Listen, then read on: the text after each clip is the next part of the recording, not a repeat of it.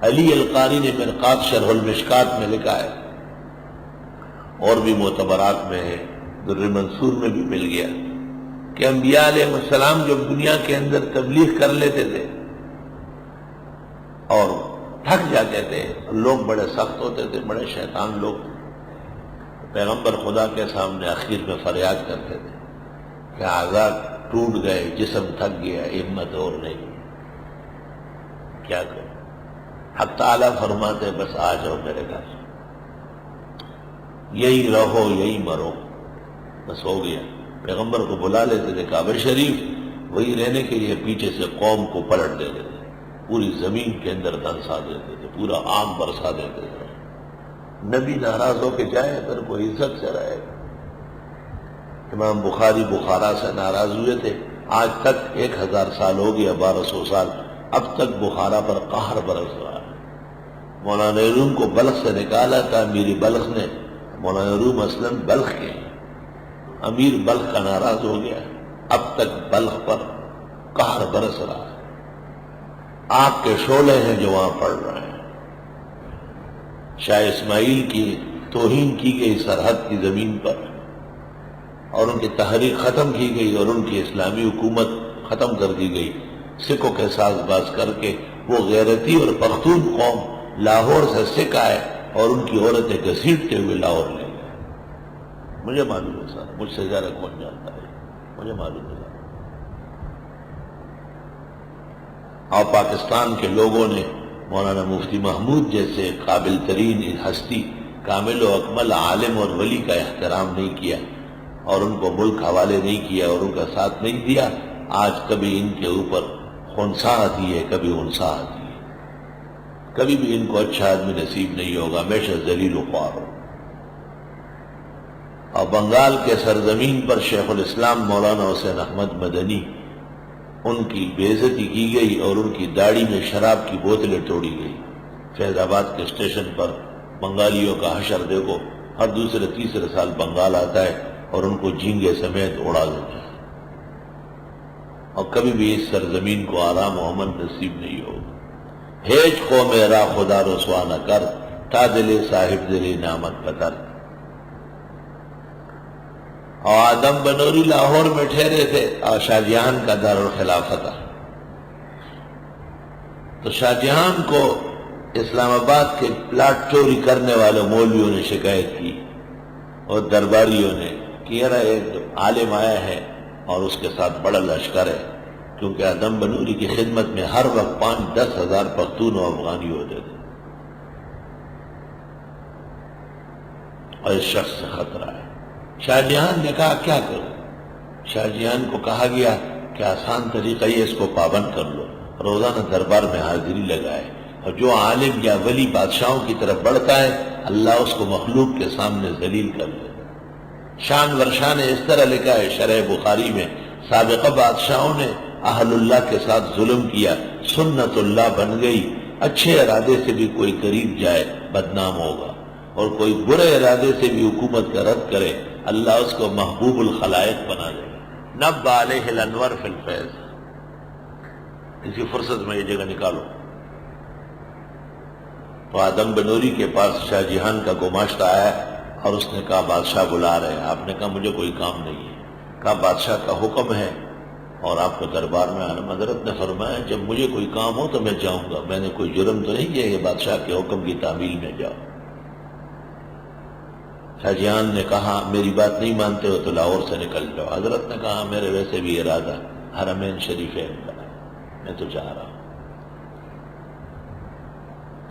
اس زمانے میں لوگ بمبئی سے جاتے تھے، بس ایک ہی راستہ تھا، وہیں سے سمندری جہاز میں بیٹھتے تھے۔ حضرت شیخ آدم بنوری بمعاں خلفاء کے بمبئی پہنچے، اور شاہ جہان نے خواب دیکھا، اور ان کو خواب میں کہا گیا کہ اس درویش کو روک لو اور معافی مانگو، اگر یہ ناراض ہو کے چلا گیا ہندوستان کی حکومت اور نہیں کرو گے، تجھ سے حکومت چھین لیں گے اور پلٹ دیں گے آپ۔ شاہ جہان خواب سے بیدار ہوا اور وزراء کو حکم دے دیا کہ حضرت آدم بنوری کو روکو، میں معافی مانگنے آ رہا ہوں۔ لاہور سے شاہی پروانہ بمبئی کے صوبیدار کو ملا اور صوبیدار حضرت کی خدمت میں آیا. حضرت شاگردوں سمیت جہاز میں بیٹھ چکا تھا اور جہاز روانہ نہیں ہوا تھا. انہوں نے کہا بادشاہ کا حکم ہے، وہ معافی مانگنے آ رہا ہے، آپ ٹھہرے. آپ نے صوبیدار کو کہا تم بھی بادشاہ کے ساتھ ہلاک ہونا چاہتے ہو یا بچنا چاہتے ہو؟ اس نے کہا حضرت بچنا چاہتا ہوں، میں نہیں ہلاک ہونا چاہتا. کہا جواب دے دو ان کو، کوئی مجھے رہنے دو، مجھے کیوں روکتے ہو؟ صوبیدار نے کنارے پر کھڑے ہو کر اور جہاز والے کو ہاتھ جوڑے اور اس کو کہا جہاز روانہ کرو.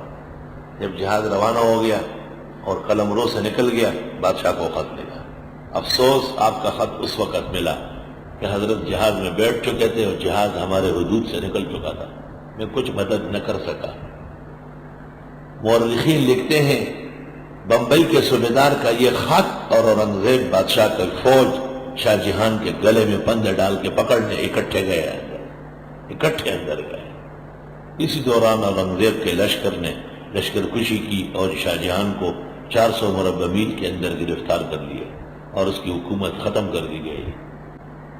ومن دخلہ کان آمنا، جو وہاں ایمان کے ساتھ اور عمل کے ساتھ توبے کے ساتھ آئے گا جائے گا، اللہ اس کو ہر طرح امن عطا فرمائے گا، ہر طرح امن رہے گا. ہم اس لیے سال میں ایک دفعہ، اس دفعہ سال میں 3 دفعہ جانا نصیب ہوا. پہلے ذیقعد میں اور پھر ربیع ثانی اور جمادی الاولیٰ میں اور اب اخیر میں دورے عمرہ تفسیریہ، تاکہ ہر طرح امن سلامتی اور ہر طرح کی صلاحیت اللہ وہاں سے نصیب فرمائے. جو وہاں داخل ہوا وہ امن سے ہو گیا. وَلِلَّهِ عَلَى النَّاسِ، اور اللہ کے لیے لوگوں پر ہے حج البیت، حج کرنا بیت اللہ کا، من استطاع الیہ سبیلا، جو طاقت رکھتا ہو وہاں جانے کی. جس شخص کو آنے جانے کا خرچہ ہو اور جو اس کی کفالت میں ہے ان کا خرچہ بھی کر سکتے ہو، ایسا شخص وہاں جا کے زیارت کرے. عمر بھر میں ایک مرتبہ موسم حج میں احرام کے ساتھ حج کے ارادے سے حاضر ہونا فرض ہے. ومن کفر، اور جس نے کفر کیا یعنی اس فرض کو نہیں مانا، یہ چھوڑ دیا، فإن اللہ غنی عن العالمین، بس بے شک اللہ کو بھی کوئی ضرورت نہیں کائنات کی. اصل ترجمہ یہ ہے، اللہ کو کیا ضرورت ہے، ہمیں ضرورت ہے. تو واقعہ یہ سنا رہا تھا اصلاً کہ انبیاء علیہ السلام جب تبلیغ کر کر کے تھک جاتے اور لوگ ٹھیک نہیں ہوتے تو حق تعالیٰ فرماتے آ جاؤ میرے گھر، آ جاؤ، ادھر رہو آرام سے، یا حج کرو، عمرے کرو، طواف کرو، دعائیں مانگو، اور وہاں انتقال ہو جاتا. اس لیے جبل ابی قبیس اور حتیم کے درمیان 500 پیغمبروں کی قبریں ہیں. بعض لوگ پوچھتے بھی ہے کہ قبر کے اوپر طواف ہوتا ہے. جب قبر کی ہیئت ختم ہو جائے تو قبر کے احکام ختم ہو جائے. قبر کی ہیئت قضائی ہے، جب ختم ہو جائے تو احکام ختم ہو. ہمارے یہاں دارالحدیث جب بنا ہے، اس جگہ ایک باغ لگا تھا پہلے، تو بڑے بڑے خوبصورت درخت تھے، پھول تھے. تو ایک جن آیا تھا مجھ سے مناظرہ کرنے، اور اس نے کہا یہ ہمارا جو ہے نا ہندو جنوں کا مرگٹ ہے، یہاں پر ہم اپنے مردوں کو جلاتے تھے اور تم نے یہاں باغ لگا دیا. ایک بڑے واقعے میں جنات آ گیا ہے. میں نے ان کو کہا اس پر اتفاق ہے آسمانی مذاہب کا کہ قبر کی ہیئت جب ختم ہو جائے وہ قبر نہیں رہی، تو آپ کا کوئی نشانی باقی نہیں ہے، اس لیے یہ مرگٹ کی کوئی حقیقت نہیں. مان لیا وہ جگہ، بہت اچھا، آئندہ شکایت نہیں کروں.